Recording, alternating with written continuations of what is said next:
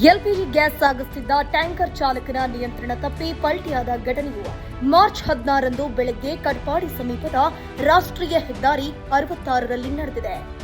ಸ್ಥಳದಲ್ಲಿ ಆತಂಕದ ವಾತಾವರಣ ನಿರ್ಮಾಣವಾಗಿದ್ದು, ಅಗ್ನಿಶಾಮಕ ದಳದವರು ನಿರಂತರ ನೀರು ಹಾಯಿಸುವ ಮೂಲಕ ಪರಿಸ್ಥಿತಿಯನ್ನ ನಿಯಂತ್ರಣದಲ್ಲಿರಿಸಿದ್ದಾರೆ.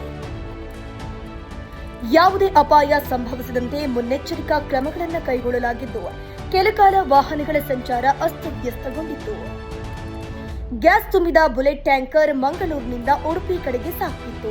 ಕಟಪಾಡಿ ಜಂಕ್ಷನ್ನಲ್ಲಿ ನಡೆಯುತ್ತಿರುವ ಅಂಡರ್ ಪಾಸ್ ಕಾಮಗಾರಿಗಾಗಿ ರಸ್ತೆಯನ್ನ ಡೈವರ್ಷನ್ ಮಾಡಲಾಗಿತ್ತು.